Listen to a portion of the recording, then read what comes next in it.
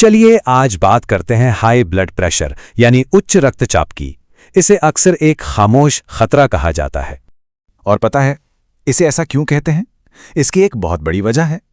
ये एक ऐसी हालत है जो सालों साल बिना किसी खास लक्षण के हमारे शरीर के अंदर ही अंदर पनपती रहती है और चुपचाप हमारे दिल, दिमाग, किडनी और आंखों को नुकसान पहुंचाती रहती है।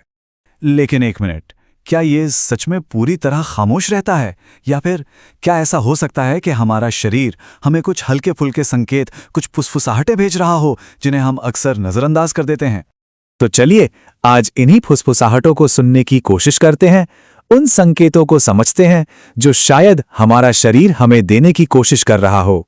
अच्छा, पहला संकेत, सुबह सुबह सिर में दर्द होना।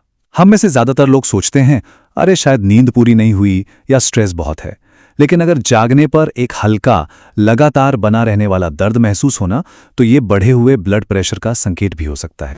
अब ये वाला तो बहुत कॉमन है, बिना किसी वजह के थका थका सा लगना, मतलब अच्छी नींद ली है फिर भी एनर्जी नहीं है, या फिर किसी चीज पर फोकस करना मुश्किल हो रहा है।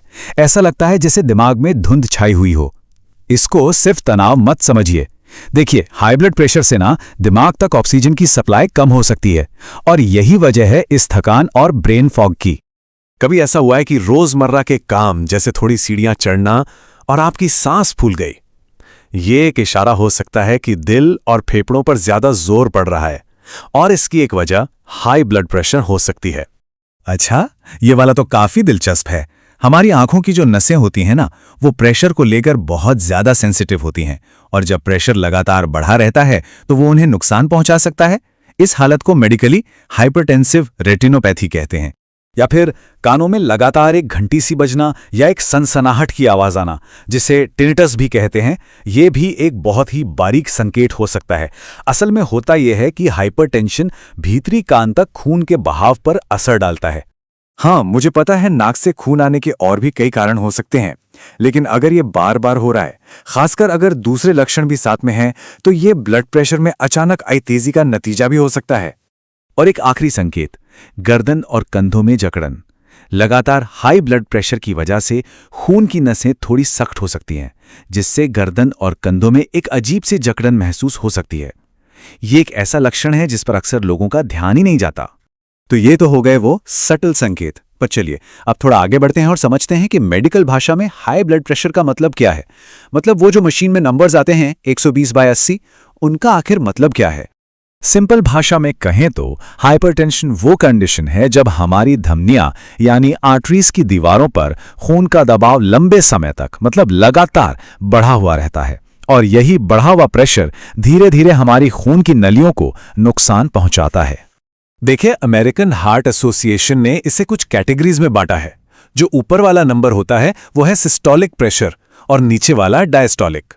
नॉर्मल तो 120/80 से कम माना जाता है, लेकिन जैसे जैसे ये नंबर्स बढ़ते हैं आप बढ़ा हुआ या फिर हाइपरटेंशन स्टेज 1 या स्टेज 2 में आ जाते हैं। ये जानना बहुत जरूरी है कि रीडिंग किस कैटेगरी में आती है। और हाँ, सही रीडिंग के लिए ब्लड प्रेशर को सही तरीके से मापना सबसे ज्यादा जरूरी है।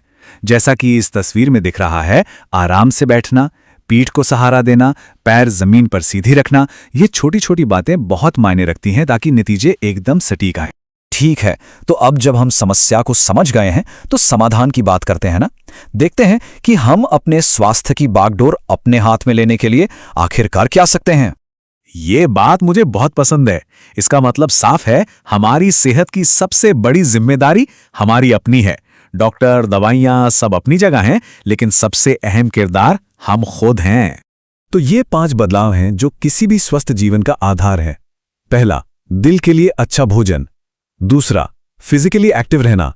तीसरा, तनाव को मैनेज करना, ये बहुत जरूरी है। चौथा, शराब का सेवन कम करना। और पांचवा, धूम्रपान पूरी तरह छोड़ देना। ये सब मिलकर हाई ब्लड प्रेशर को कंट्रोल करने में जादू की तरह काम करते हैं। और जब हम अच्छे खाने की बात करते हैं तो डैश डाइट इसका एक बेहतरीन उदाहरण है। ये कोई मुश्किल फैंसी डाइट नहीं है, बल्कि खाने पीने का एक समझदारी भरा तरीका है। इसमें जोर दिया जाता है साबुत अनाज, फल और सब्जियों पर और नमक कम से कम करने पर। ये एक आजमाया हुआ और काफी फ्लेक्सिबल प्लान है। अब जरा एक कदम पीछे हटते हैं और इस मुद्दे को बड़े पैमाने पर देखते हैं, क्योंकि ये सिर्फ एक या दो लोगों की कहानी नहीं है, ये एक वैश्विक मतलब ग्लोबल हेल्थ चैलेंज है। ये नंबर देखिए, 1.28 अरब। वर्ल्ड हेल्थ ऑर्गेनाइजेशन के मुताबिक दुनिया भर में इतने वयस्क हाइपरटेंशन के साथ जी रहे हैं। और सबसे चौंकाने वाली बात क्या है, इनमें से करीब आधे लोगों को यह पता तक नहीं है कि उन्हें यह समस्या है। और यहीं पर इस पूरी बातचीत का सार छिपा है।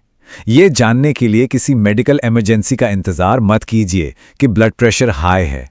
प्रोएक्टिव रहना मतलब पहले से सावधानी बरतना ही सबसे समझदारी का काम है। तो जाते जाते बस एक सवाल, आखिरी बार ब्लड प्रेशर कब चेक करवाया था? ये जानकारी सिर्फ सुनने के लिए नहीं है, इस पर अमल करने के लिए है। अपने नंबर्स को जानें और अपनी सेहत को अपनी पहली प्राथमिकता बनाएं।